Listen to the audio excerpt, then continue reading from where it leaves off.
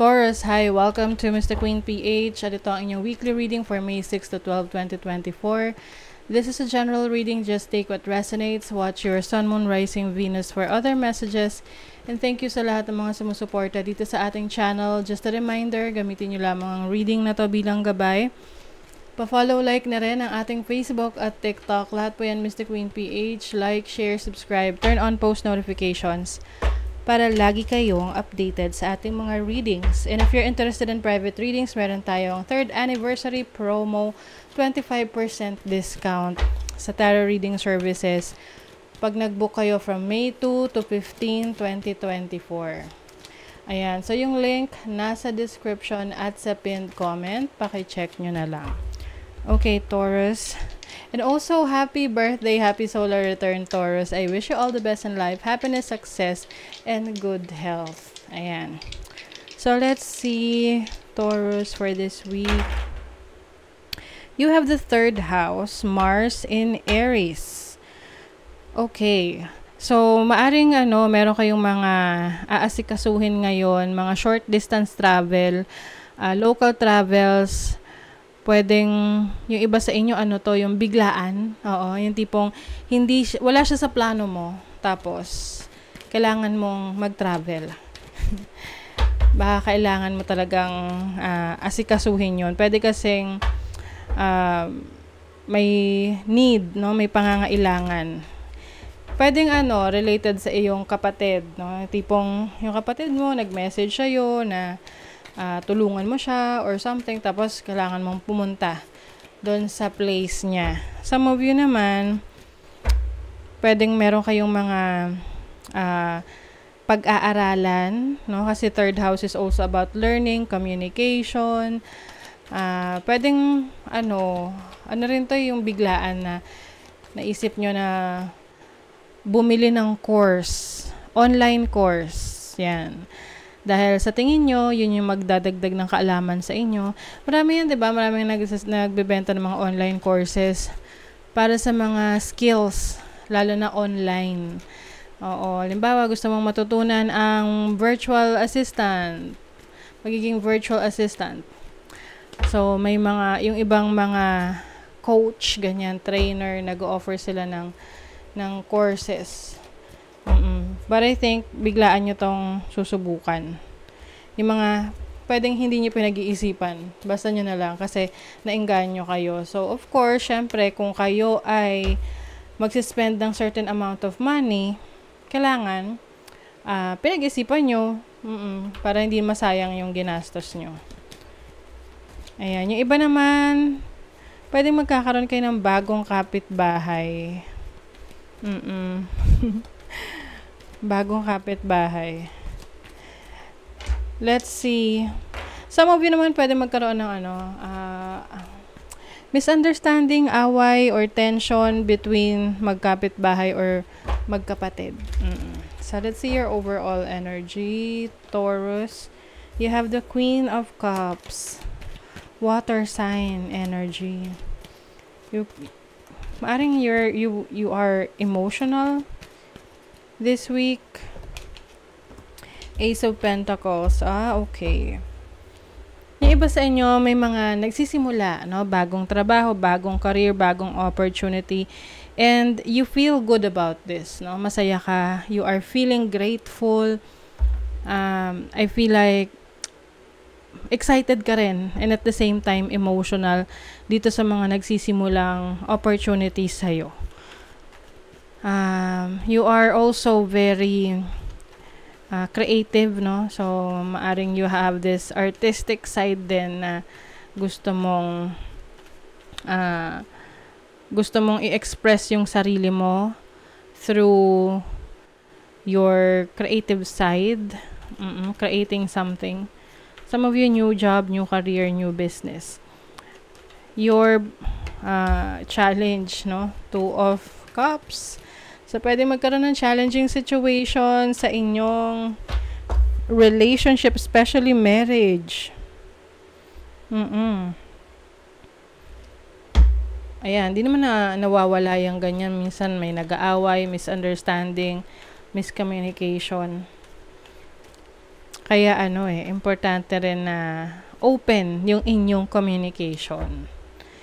And pwede rin naman tong hindi lang sa romantic connection, pwede rin sa family, friends, especially kapatid. Or some of you, kung kayo ay nasa business, pwedeng magkaroon ng challenge ang kapartner mo sa business na yan, no? Oo, mga kasosyo mo. Some of you pwede rin magkaroon ng challenging situation with your teacher. Kung kayo may teacher or a coach. Let's see your opportunity. Queen of Wands, King of Pentacles. Oy. This is travel opportunities for you. Maaring merong mga taong makakasama ka, magiging kaibigan mo rin, no? Sa pagta-travel mo. Pwedeng related to sa negosyo. Pwedeng kayo ay magkakaroon ng pwedeng convention, seminar, or meeting para iset nyo yung gusto nyong simulan na business or any opportunities, collaboration together. Your blessing is the 5 of Wands. So, kung kayo may sasalihang contest, malaking possibility na kayo ay mananalo. 9 of Cups, happiness, wish fulfillment. At kung kayo ay merong nakaaway, nakatampuhan recently, ayan, ang blessing dyan is maayos nyo na. May kapatawaran. I think yung iba sa inyo mas malakas ang loob nyo na i-pursue yung mga pangarap ninyo ngayon. Lalo na't nakakakita kayo ng magandang senyales. Like for example, nag-start ka ng business mo, tapos nung soft opening pa lang, kakasimula pa lang, nakita mo na marami nang tumangkilik sa negosyo mo, sa products mo, sa services mo. So, yun pa lang sign na yun na you are on the right track. You also have the opportunity to become a boss, no?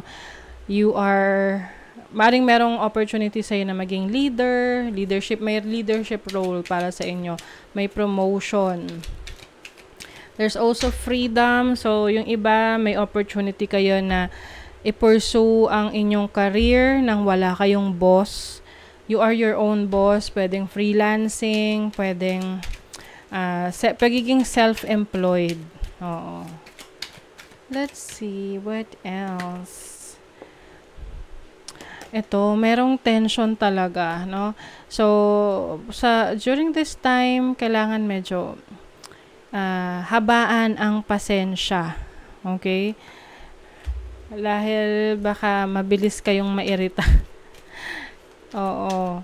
Lalo na sa mga taong parang inaabala kayo, ganun. Oo. Lalo na kung naabala kayo sa trabaho nyo, sa ginagawa nyo, sa pagbiyahe ninyo. Ayan. Umiwas din sa mga yung traffic rage. Ang tawag doon, yung parang away sa kalsada. Dahil may nag-uunahan, may sumingit, yung mga ganon. Pare-pareho namang makakauwi, pare-pareho namang makakarating sa paroroonan. So, pagbigyan nyo na kung may sumisingit, huwag nyo nang patulan. Hayaan nyo sila. So, you also have cool and calm, disengage, wala kayong interest. Yun nga, parang wala nang pakialam sa mga bagay na wala kayong control. Oo. So, may mga bagay na kailangan kayong iwasan para maiwasan nyo rin yung gulo, yung tension, yung issue, yung problema.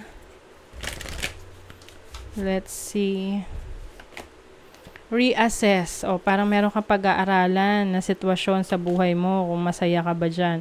You have the right to change your mind. Yes. So, parang meron kang babaguhin na decision mo, or plano mo dahil na pagtanto mo na hindi yun para sa'yo or kailangan may baguhin ka, idagdag. Mind. You are the master of your inner world and you decide how the outer world affects you. Cultivate a calm inner state. Yes. Kalmahan mo nga lang daw. Oo. Bago ka mag-take ng action, bumilang ka muna ng 5. Tapos, inhale, exhale. Kasi pwedeng mapigilan mo yung iyong init ng ulo. Oo. Minsan kasi hindi naman worth it yung mga ganyang pagpatol sa mga issue sa paligid. Okay? So, that is your reading, Taurus. Thank you so much. Bye!